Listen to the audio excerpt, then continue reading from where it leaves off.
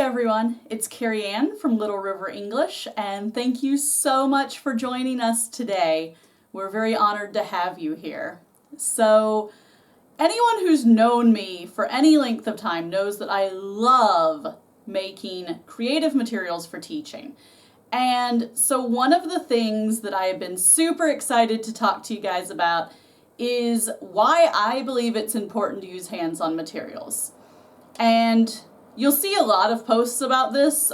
There's definitely been a lot of research into the benefits of this, but I just wanted to share my perspectives as an educator and as a designer of hands-on materials. The top 6 things that I personally find most important when I'm considering whether to use hands-on. And I just want to say, in our digital world now, so many teachers are going full on digital. And digital's awesome. Like, by all means, use digital resources in your classroom. There are so many amazing things that you can do with digital resources. And of course, they relate very, very well with your students because your students are growing up in this amazing digital age. And so they feel very comfortable with the digital. However, I do often see schools going so far in that direction that they've just completely missed out on all of the benefits that hands-on activities have to offer. For example, there's a English training school that I've worked with recently, and at their school, everything is digital. The textbooks, the games, the activities, all of it is done just on a smartboard. And again, a lot of that is good. There's nothing wrong with using some of that. I find some of it really simplified because I can have, if we're learning a song that day, I have the lyrics and I have the audio right there in one place. That's brilliant. But some of the other things, it's just not the same as a lot of the cool things that you can do with hands-on activities. So again, please understand, I'm totally not poo-pooing the idea of digital. By all means, you should be integrating digital resources and materials into your classroom. That is a very, very important tool to have in today's classrooms. But I am advocating that you shouldn't leave hands-on materials behind as you integrate this digital. So today I just wanted to talk about some of the most amazing benefits, in my opinion, for the use of hands-on materials. So first, hands-on materials do an amazing job of allowing students to use multiple senses for learning.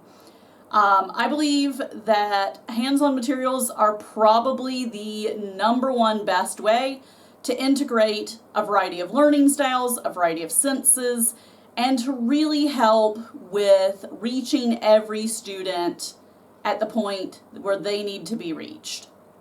So there's been a lot of research done on this. It's very interesting to read if you have time. You can go check it out in some academic journals. And a lot of teachers also have written about this. So it typically hands-on leads to a much greater retention of the material that you're teaching. So one example I like to use is the most simple one, flashcards. So flashcards are great because they engage, you can engage an auditory learner by saying the words. You can engage an oral learner by having them say the words. You have the picture, so you have the visual. So you have all of this, and all of those components can also be done on the computer. But where the breakdown is between digital versus hands-on flashcards is when it comes to being able to interact with the card in some way. So with the computer version, a lot of times you'll have, you're mostly just using a finger to touch, to control it. But if you're using flashcards, you have all these great options, like having the students race to see who can be the first one to jump on a flashcard. So there's all kinds of things where you can get the students full body moving in this, rather than simply maybe being able to touch it on a screen. And so that's probably my absolute favorite reason for using hands-on materials. And so my second reason is just hands-on activities usually just feel more versatile to me. I mean, the digital world, there are so many cool things you can do. It's definitely super versatile. But I just don't find it to have the same level of versatility as physical materials do. I think about things like, cut and paste, coloring, find and slap the card, or playing card games like Go Fish or I Have Who Has. Some of those you can do digitally, but some of them they just don't work. Go Fish would be a great example of this. Go Fish, you would have to program and have special software that would run the game, whereas if you're just teaching with hands-on materials, you just print the cards and there you go. You can play Go Fish. So I feel like the digital materials are just a little bit more limited. So again, some of them you totally can do, but others, it just won't give you the same experience. One of the ones I see, building a sentence. There's a difference in the way it feels in the student's mind when they're having to cut and paste a sentence versus just click and drag. It's engaging their body in a deeper and more meaningful way when they actually have to, physically take a little kid scissors, cut, cut, cut, glue, glue, glue, instead of just click, drag. Color by number is another great one. Now, on my tablet, I do have like some little color by number things, and they're so cute, and they're great when you're on the go. But I still find that most kids would rather enjoy the physical act of sitting there, putting crayon to paper, and coloring it. And I think it helps them absorb it better because they're not just click, click, click, and done. So yeah, it's just not quite the same experience, even if you can do the same activities. Number 3, you can engage more students at a time with hands-on activities. Now, I mean, like, not when you're teaching and doing, verbal games, but I'm talking about physically being able to touch something in the activity. Because if you've ever used a smartboard, they get really fussy if there's more than one finger. I mean, some of my students, if their sleeve touches the smartboard, it won't work right. So you have to be really particular about how you're touching it. And if you try to do an activity where you have multiple students and you'd like them to all do an activity on the board together, it's really difficult because you have to control, okay, first you can touch, then you can touch, because the computer screen just can't handle 5 or 6 little hands all trying to touch it. Whereas hands-on activities, obviously that's never a problem. You can design activities that are good for individuals, pairs, small groups, big groups, whole class, everything. And you're not limited by what your screen is capable of. And so it allows you to get everyone to participate at exactly the same time rather than having to always take turns. And so I have found some really awesome games to do via smartboard and via computer. Love doing games that way when it makes sense. Especially games that are more spoken in nature tend to work great because I don't need students to come up and touch a board. If we're doing a speaking game, then fabulous. I can use the board as an aid for something in the game. But for other things where you really need to be able to touch and move something around, it's easier to just let them do it with paper and physical resources. Number 4, it lets kids move around more. Now, especially for younger kids, but even for older students, they just need to get their energy out. If you design an activity that allows students to move their whole body around, then you're going to have a much less wiggly, crazy class than if they're just having to sit and look at the board or tap a screen.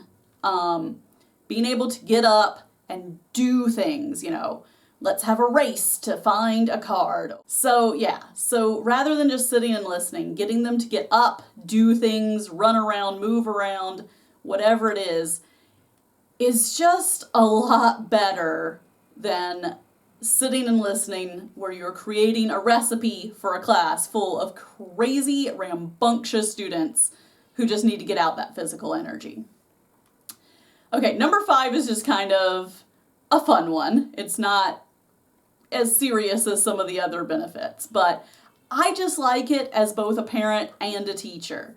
And that is that you can have things to send home to the parents that they can cherish and that they can put in a scrapbook or on the refrigerator. And I mean, yeah, you'll usually always have some kind of worksheets or homework that they're bringing home, but it's nice to have this little colored page or a cut and paste activity, or maybe they've made their own bingo board for a bingo game. And these, it's great, get a little magnet, stick it to the fridge, or put it in a little scrapbook, portfolio, whatever. It gives parents a way to track their students' progress. And so if you're doing all digital, obviously you can post the lessons into the group so the teachers and parents can have better, clear communication because the parents can see, download videos, see what happened, which is awesome. Definitely do that. But at the same time, send home things that they actually did, that they physically had to do in class, rather than only these digital things. And number 6, this one is just a really big pet peeve of mine. I tend to be a little old school with technology. I'm good with using technology, but it doesn't mean I necessarily like to use it that often. And so number 6 is it gets students away from their screens for a bit. I just feel like students are overstimulated by electronics, and there's just so many screens. I see my students, they have phones, they have tablets, they have a computer or TV at their house, and they spend so much time studying on the screen that they're not getting enough time to really become more creative, to get this opportunity to touch something, to do something, to make something with their hands. And so I think it's a really good opportunity, even if your school has great technology, you have smart boards and every student has a tablet, it's nice to sometimes say, you know what, turn off your tablet. Let's just have fun. Let's do something that we can touch, that we can get our hands on. Let's not just be in the screen all day. So you can show them that it's so much fun and you don't have to have an electronic device to have a good time. Anyway, I am certain that I have definitely not covered all of the benefits. These are just, like I say, 6 of the benefits that I personally really like. So feel free to leave some thoughts in the comments. I'd love to hear what other teachers think about hands-on. Why do you like hands-on? I'm assuming if you're visiting Little River, since we have a large focus on DIY resources, that you probably enjoy hands-on stuff. So what are your thoughts? What kind of resources do you enjoy using? What are some of your favorite hands-on materials or activities? What other benefits have you seen in your own classroom? So, like I say, these are just some of my thoughts on using hands-on activities and materials. So I really look forward to hearing what you guys have to say as well. And thanks again for joining us. Please share and comment. And to keep up with all of our latest posts and resources at Little River English, please subscribe to our weekly newsletter. The link will be in the info box below. Thanks again, and I'll see you guys later.